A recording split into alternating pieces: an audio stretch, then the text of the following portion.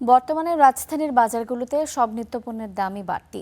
টানা বৃষ্টিতে সরবরাহ ব্যাহত হওয়ায় কাঁচা সবজি আর মাছের দাম যেখানে বাড়তি, সেখানে পর্যাপ্ত সরবরাহ থেকেও চালের বাজারে হাঁসফাঁস অবস্থা। বেড়েই চলছে দাম। বাজারে নেই সরবরাহ সংকট, তবুও লাগামহীন চালের বাজার। বেড়েই চলেছে সব জাতের চালের দাম। যেটা প্রিমিয়াম চাল বলা হয়, যে নাজিশাল প্রিমিয়াম, এটা গত 6 থেকে 8 মাস আগে 1900 টাকা ছিল 25 কেজির একটা বস্তা। তো এইটা এখন উনি চাচ্ছেন যে 2100 টাকা। আগে 70, 75, 80 কিনছি, এখন 90 টাকার উপরে ভাতের চাল। আর যেটা পোলার চালের কথা কি বলবো, আমাদের লাগানোর বাইরে। আমরা মধ্যবিত্ত পরিবার, কিনতে গেলে তো হিমশিম খেতে হয়।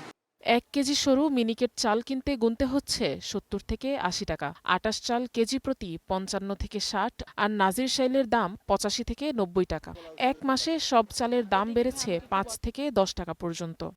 মোটামুটি ভালোই চড়া মনে হচ্ছে। আসলে ব্যাচেলার থাকি তো, লুজ বস্তা নিলে একটা রেট রাখে ওনারা, লুজ নিলে একটা রেট, মানে আসলে একটু হিমশিম খেতে হচ্ছে। আমরা মাসে একবার মার্কেটে আসি, 1 বস্তা চাল নিলে 1 মাস চলে যায়।